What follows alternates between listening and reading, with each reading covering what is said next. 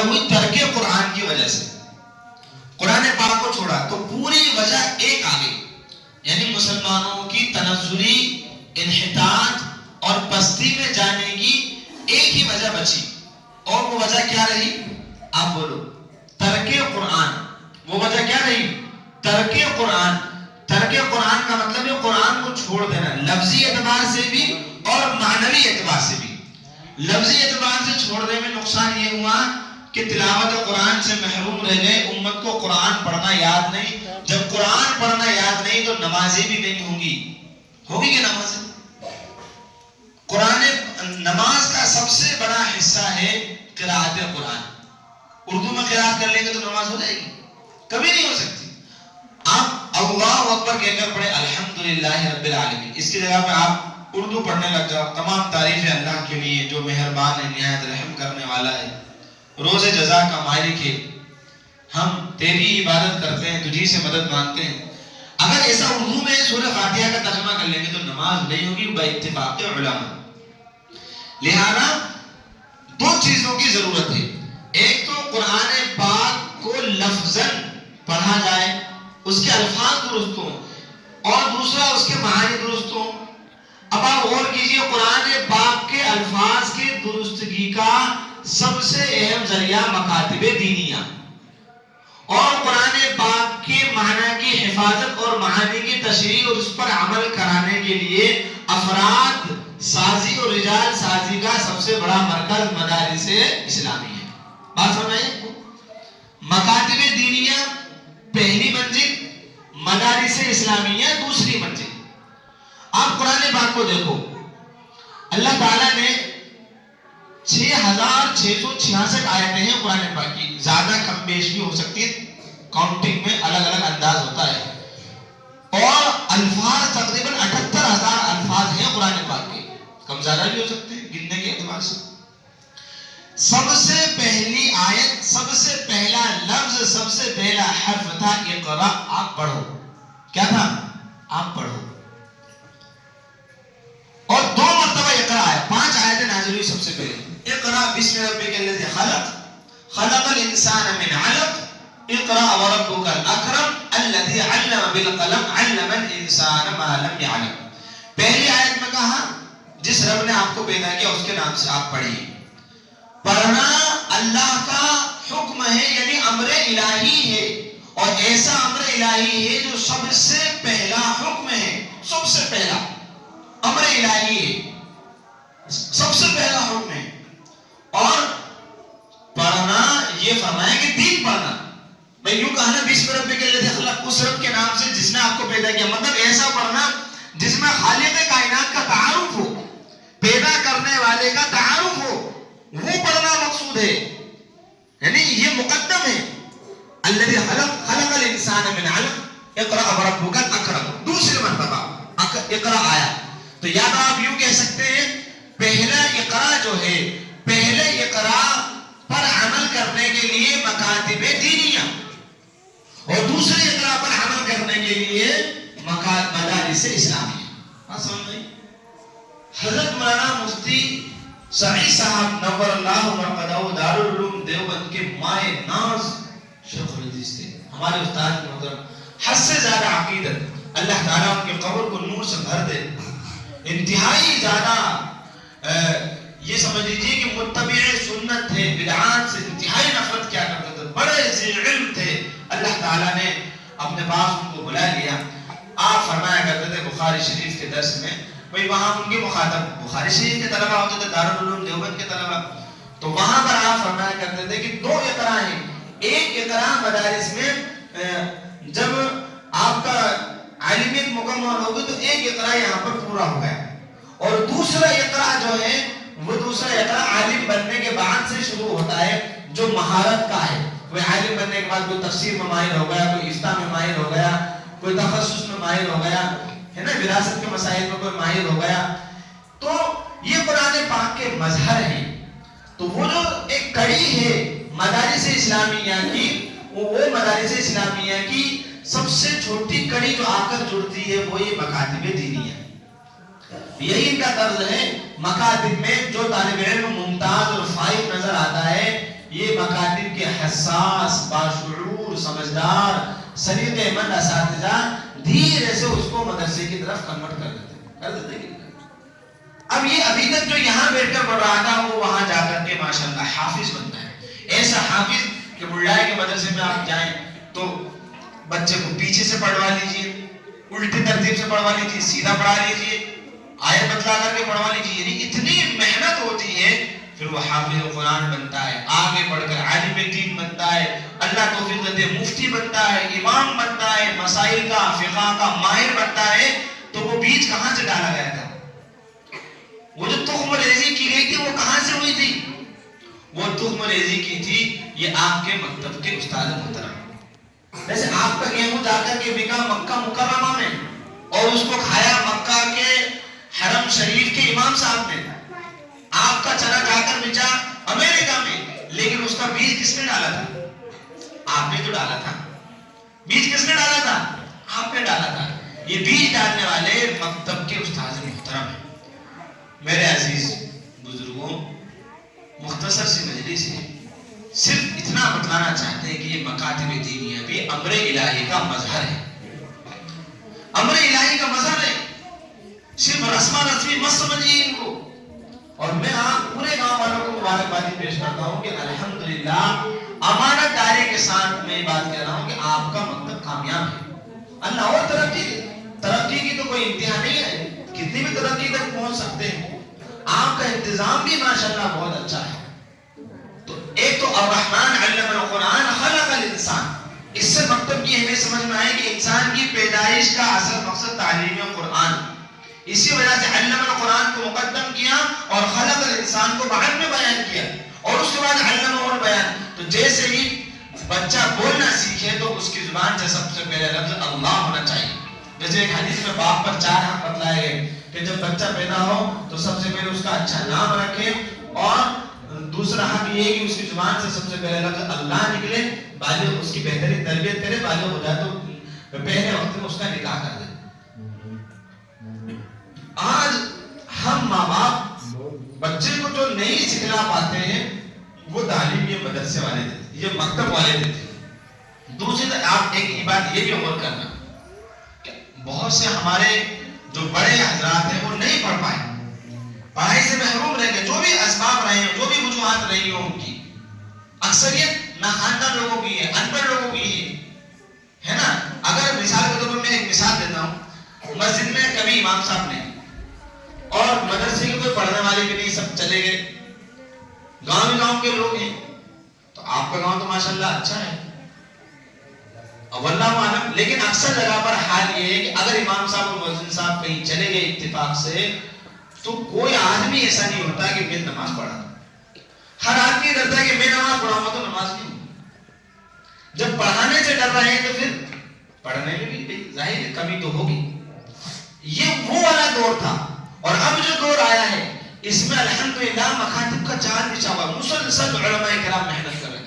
حضرت شیخ الہند رحمۃ اللہ علیہ نے جب یہ بات کہی تھی دارالعلوم کے اجلاس میں، تو اس کے بعد سے مکاتب کا، مدارس کا پورے ملک میں جال بچھایا گیا تاکہ ایک ایک فرد پڑھے۔ تو آپ لوگ نہیں پڑھ پائے، لیکن آپ کی یہ تمنا ہے کہ آپ کا بیٹا پڑھے، وہ قرآن کو بہترین الفاظ اور بہترین ادائیگی کے ساتھ پڑھنے والا بنے، سنتیں اس کو یاد ہوں۔ تو آپ یہ مت سمجھیں کہ آپ محروم رہ جائیں گے، آپ کو ضرور اس کا صلہ ملے گا۔ اور مجھے وہ شعر بہت اچھا لگتا ہے، میں بار بار اس کو پڑھتا ہوں، ہر کہیں میں بول دیتا ہوں۔ جب ہم ان پر محنت کر کے پڑھائیں گے، یہ کسی قابل بنیں گے، تو کبھی بھی ایسا نہیں ہو سکتا کہ آپ کو بھول جائیں۔ یہ یوں ہی کہیں گے کہ وہ تھے محروم تعلیم سے مگر مجھے پڑھایا ہے، وہ تھے محروم تعلیم سے مگر مجھے پڑھایا ہے، پسینہ حد سے بڑھ کر میرے خاطر بہایا ہے، کھڑا رہتا ہوں بادشاہوں میں اپنا سر اٹھا کر جو میں، میرے والد نے آج مجھے اس قابل بنایا ہے۔ اور یہ بھی کہہ سکتے ہیں حق تو یہ ہے کہ مجھے میرے استاد نے آج اس قابل بنایا، استاد کی اور آپ لوگوں کی محنت سے آج طالب علم اس مقام تک پہنچے ہیں۔ یہ کوئی معمولی بات ہے؟ ہم نے جس درجے کا امتحان لیا، ہر بچے نے قرآن پڑھا، ہر بچے نے قرآن پڑھا، معمولی بات ہے، معمولی بات۔ آپ 65 سال کے کسی بزرگ سے بولیے قرآن نہیں پڑھیں گے آپ کے سامنے، شرم آ جائے گی، پڑھیں گے جس کو یاد ہے کوئی. ہر بچہ قرآن پڑھ رہا ہے، ایک پارہ جس کا ہوا وہ بھی قرآن پڑھ رہا ہے، اور جس کے 30 پارے ہوئے وہ بھی قرآن پڑھ رہا ہے. ہر بچہ اردو پڑھ رہا ہے، معمولی بات نہیں. سلیقہ مندی سے ہواؤں میں جو خوشبو گھول سکتے ہیں، ابھی کچھ لوگ ہیں جو اردو بول سکتے ہیں، ابھی کچھ لوگ ہیں جو اردو بول سکتے ہیں تو بلوا بھی سکتے ہیں. آپ حضرات ساتھ دیجئے مدارس کا، مکاتب کا.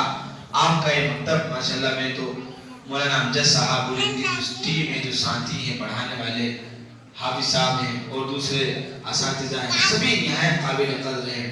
چھوٹی سی جگہ میں، چھوٹی سی جگہ کیا تو بہت بڑی جگہ ہے، اور اتنا بہترین انتظام ہے. اس مکتب پر جو انہوں نے محنت کی ہے اللہ خوب کامیاب کرے. بس ایک آخری نصیحت، اپن تو اس لائف میں نصیحت کے طور پر، لیکن ایک ذمہ داری کے طور پہ بات کہہ دیتے ہیں کہ یہ جو قرآن پاک میں سب سے بڑے لفظ اقرا فرمایا گیا نا، اس میں ایک اشارہ ہے. اشارہ یہ ہے کہ جب بھی آپ کے سماج میں، معاشرے میں برائیاں آ جائیں، اور برائی اتنی آ جائیں کہ جن کا شمار نہیں ہو سکتا، ان گنت برائی، بھائی جوئے کی برائی ہے، سود کی برائی ہے، رشوت کی برائی ہے، ناچ گانے کی برائی ہے، اس کے علاوہ بے حیائی ہے، دوسرے فتنے ہیں، ساری چیزیں جب عام ہو جائیں اور آپ کو سمجھ میں نہیں آئے کہ اب اس سے نکلنے کا راستہ کیا ہے، ہم پہلے لوگوں کو بے حیائی سے روکیں، ہم لوگوں کو رشوت سے روکیں، کس چیز سے منع کریں، تو قرآن کا انداز اور قرآن کی تعلیم میں سکھلاتی ہے کہ آپ اقرا کا آغاز کر دیجیے، آپ پڑھانا شروع کر دیجیے، سب چیزیں ختم ہو جائیں گی. اللہ کے رسول صلی اللہ علیہ وسلم کے دور میں ساری برائیاں تھیں، جب آپ نبی نہیں بنے تھے ہر برائی پائی جاتی تھی، اور وہی برائی کچھ دن میں سب ختم ہو گئی. جن کو اونٹ چلانا نہیں آتے تھے وہ انسانیت کے معلم بن گئے، جن کو زندگی گزارنے کا طریقہ یاد نہیں تھا وہ لوگوں کو زندگی گزارنے کا طریقہ بتلانے کے سب سے بڑے معلم بن گئے. جنت میں ان کے قدموں کی آہٹ سنی جانے لگی، جنت کے حقدار بن گئے، عشرہ مبشرہ بن گئے اس اقرا کی بنیاد پر. لہذا تمام چیزوں کے مقابلے کے لیے اقرا کافی ہے. اور کیوں کافی ہے اس کی دلیل میرے ذہن میں یہ آتی ہے، اور حقیقت بھی یہی ہے کہ جتنی بھی چیزیں ہیں سب کی سب اندھیرا ہے، جو برائیاں ہیں وہ سب اندھیرا ہے. اندھیرا ہوتا ہے جہالت سے. اندھیرا کس وجہ سے ہوتا ہے؟ جہالت سے. تو جہالت جو ہے یہ ایک تاریکی ہے، اور تاریکی کا مقابلہ آپ ڈنڈے سے نہیں کر سکتے، تاریکی کا مقابلہ آپ بندوق سے نہیں کر سکتے، تاریکی کا مقابلہ تلوار سے نہیں کر سکتے، اندھیرے کا مقابلہ آپ لڑائی جھگڑے سے نہیں کر سکتے. اندھیرے کا مقابلہ کس چیز سے ہوگا؟ کس چیز سے ہوگا؟ روشنی سے ہوگا. اندھیرے کا مقابلہ کہاں سے ہوگا؟ روشنی سے. اور علم ایک نور ہے، علم ایک نور ہے، جب نور آئے گا تو روشنی خود بخود ختم ہو جائے گی.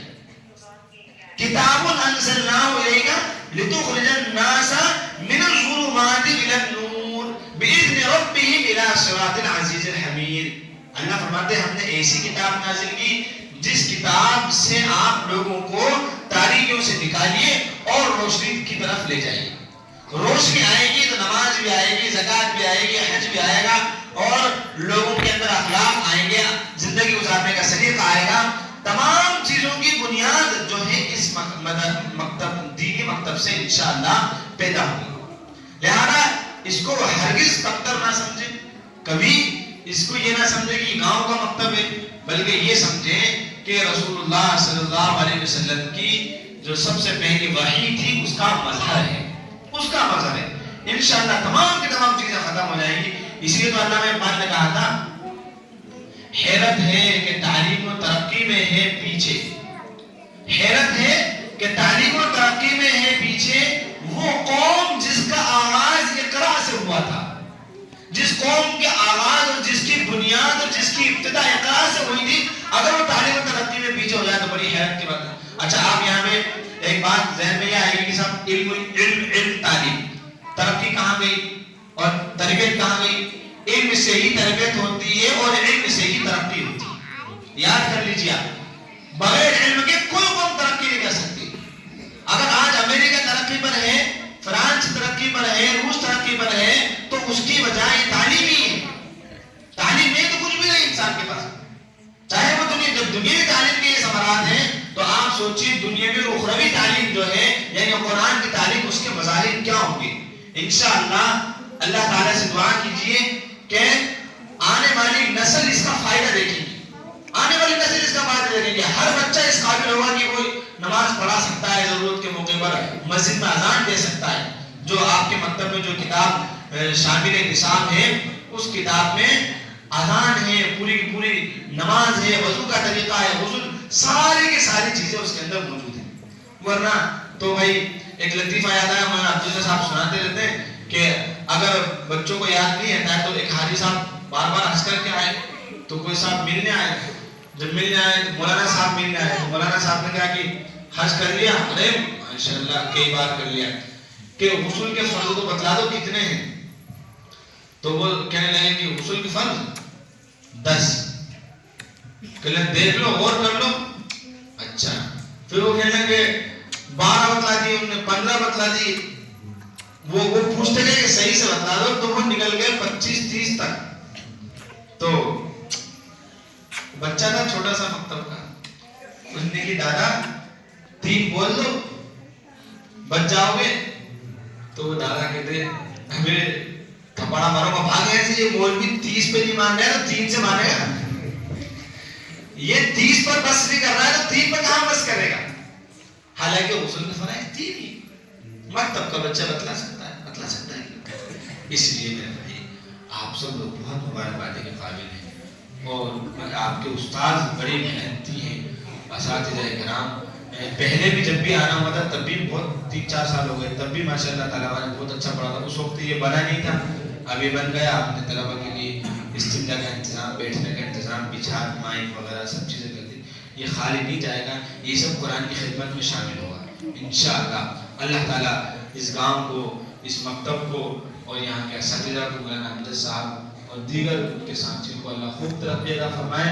مولانا امجد صاحب کی میں تعریف نہیں کروں زبان پر, لیکن یہ دلی تاثرات ہیں کہ بہت سنجیدہ مزاج ہیں, متحل جو ہے انتہائی زیادہ حلیم المزاج ہیں, برداشت کرنے والے اور چیزوں کو باریکی سے دیکھ کر سمجھنے والے, اور جو ہے قوم کے تئیں خدمت کا درد رکھنے والے ہیں. تو آپ قدر بہت کرتے ہیں ماشاءاللہ, اس میں کوئی شکوہ شکایت نہیں ہے. اور قدر کریں, ان کے ساتھیوں کی بھی قدر کریں, اور بھی جو ائمہ حضرات ہیں مکتب کے اساتذہ ان کی قدر کریں. اور ایک مشن بنا لیں. مشن یہ بنا لیں کہ گاؤں کا ایک بھی بچہ بغیر قرآن پڑھے نہ رہے. بس یہ مشن بن جائے. ایک بھی بچہ, چاہے اس کا والد نہ چاہے تب بھی جو کمیٹی ہے وہ سروے کر لے, اور گھروں کا سروے کر کے, بچوں کا سروے کر کے, اور کچھ بچوں کو جیسے بھی ہو یہاں لے کر کے آ جائے اور اس کو ضرور قرآن پاک کی تعلیم سے روشناس کرایا جائے, مکتب میں اس کو ضرور لایا جائے. اس کے لیے چاہے گاؤں والوں کو, کمیٹی والوں کو تھوڑی بہت منت سماجت کرنا پڑے تو کر دیں. یہ مشن اگر بن گیا انشاءاللہ پورے گاؤں میں خیر اور برکات کے ظہور ہوں گے. آپ یہ مت سمجھیے بچے قرآن پڑھیں گے نا اس کے اثرات آپ کی کھیتی میں نظر آئیں گے, آپ کے جنگلوں میں نظر آئیں گے, آپ کے کام دھام میں نظر آئیں گے. وَلَوْ فَتَحْنَا عَلَيْهِمْ بَرَكَاتٍ مِّنَ السَّمَاءِ, کیا ہے وہ, وَلَوْ أَنَّ أَهْلَ الْقُرْآنَ آمَنُوا وَاتَّقَوْا لَفَتَحْنَا عَلَيْهِمْ بَرَكَاتٍ مِّنَ السَّمَاءِ. یہی آیت ہے نا بنے گی کہ اگر یہ بستے والے ایمان لے آتے, نیک اعمال کر لیتے, تقوی اختیار کر لیتے تو ہم آسمان سے برکتوں کے دروازے ان پر کھول دیتے. اللہ تعالیٰ اس مکتب کو, یہاں کے اساتذہ کو, ہمارے آنے کو خوب قبول فرمائے. اللہ میری دعا ہے اللہ تعالیٰ جو ہے اس مکتب کو اور زیادہ ترقی نصیب فرمائے. اس گاؤں میں علماء, حفاظ اور بہترین دین کے داعی شہدائی پیدا فرمائے. ان بچوں کے والد اور ان کے والدہ کی محنتوں کو, ان اساتذہ کی محنتوں کو خوب قبول فرمائے. آمین وآخر دعوانا الحمدللہ رب العالمین. جزاکم اللہ خیر.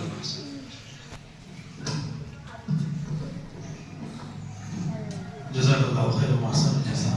مفتی صاحب کی بہت مشکور ہے کہ الحمدللہ بہت قیمتی باتیں ہم سب کے لیے بیان فرمائیں. اللہ تعالیٰ اس کو قبول فرمائیں. یقیناً تعلیم بہت بڑی چیز ہے. علم ہو جاتا ہے. پیش کرتا ہوں کہ بغیر علم کے انسان اللہ تک نہیں پہنچ سکتا ہے.